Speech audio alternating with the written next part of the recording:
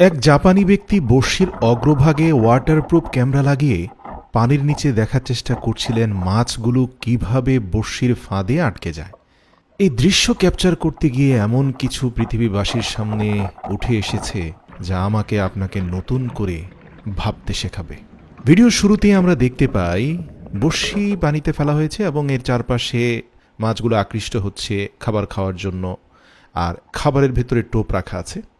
প্রাথমিকভাবে আমরা ছোট ছোট মাছগুলোর প্রতিক্রিয়া দেখতে পাই।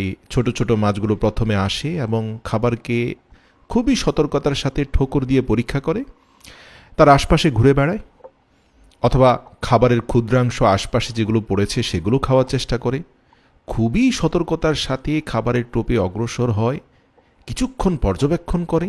তো ভিডিও যত অগ্রসর হয় আমরা দেখতে পাই বড় মাছগুলো আস্তে আস্তে বড় খাবারের টোপের দিকে এগিয়ে আসে। ছোট মাছ যেখানে ছোট খাবার খেতে ব্যস্ত, বড় মাছ অপেক্ষা করে এবং বড় টোপকে গ্রাস করার পরিকল্পনা করে। এই ঘটনাটা আমাদের জীবনের সাথে অনেক কিছু রিলেট করে।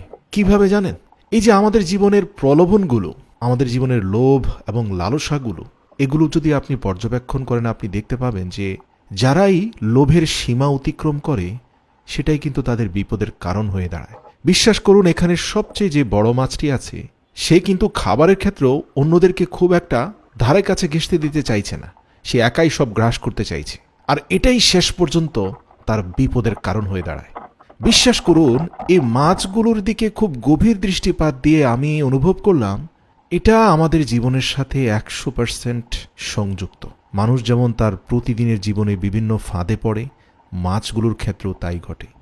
এই ফাঁদ হতে পারে সম্পদের প্রতি আসক্তি, খ্যাতির মোহ, অথবা অপ্রয়োজনীয় চোখের চাহিদা, চোখের ক্ষুধা। এই ভিডিওর মধ্য দিয়ে বড় মাছের লোভ এবং তার ফাঁদে পড়ার ঘটনা আমাদের মনে করিয়ে দেয় জীবনের যে কোনো মোড়ে আমাদের বুদ্ধিমত্তা এবং সতর্কতার প্রয়োজন। এই দৃষ্টিকোণ থেকে ছোট মাছগুলোর আচরণও অত্যন্ত শিক্ষণীয়।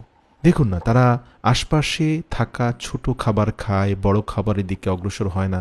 তাদের এই সতর্কতাই তাদের জীবনের মূল নিরাপত্তা বেষ্টনী।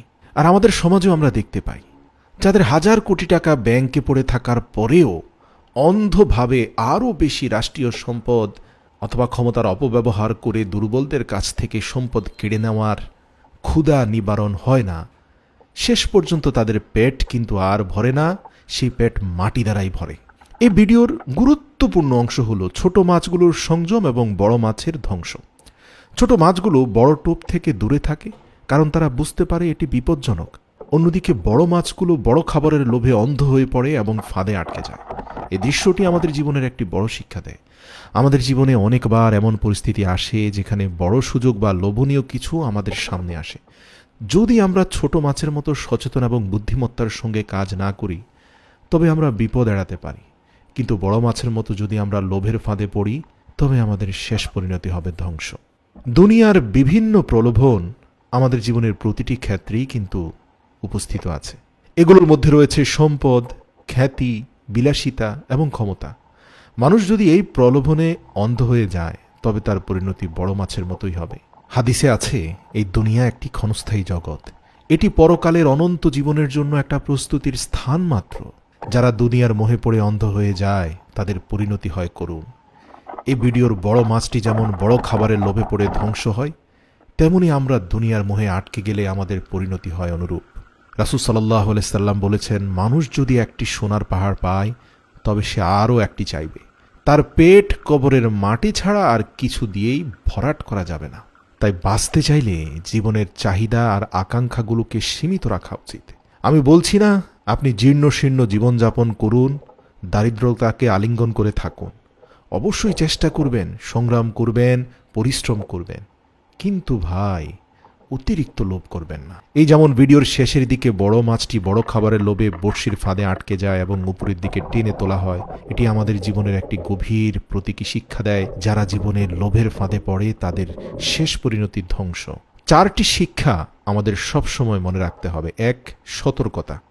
জীবনের প্রতিটি পদক্ষেপে আমাদের সতর্ক থাকা উচিত। বড় প্রলোভনের পেছনে ছুটে যাওয়ার আগে এর পরিণতি বিবেচনা করা উচিত, হোক সেটা ব্যবসা, বিয়ে শাদী বা অর্থনৈতিক অথবা জীবন সংক্রান্ত। দ্বিতীয় হচ্ছে সংযম। আমাদের চাহিদা এবং আকাঙ্ক্ষাকে সংযত রাখতে হবে। বড় মাছের মতো লোভী হওয়া মানেই ফাঁদে পড়া। 3, পরকাল। দুনিয়ার মোহে পড়ে আমরা যদি পরকালের কথা ভুলে যাই তবে তার ফল হবে করুণ। আমাদের উচিত দুনিয়াকে একটি মাধ্যম হিসাবে দেখা, লক্ষ্য নয়। 4, ছোট ছোট সুখের মূল্যায়ন করুন। ছোট মাছের মতো আমাদের উচিত জীবনের ছোট আনন্দ এবং সুযোগগুলো উপভোগ করা, যা আমাদের বিপদ থেকে দূরে রাখবে। প্রিয় দর্শক, ভিডিওটি ভালো লাগলে প্রিয়জনদের সাথে অবশ্যই শেয়ার করার বিনীত অনুরোধ করছি।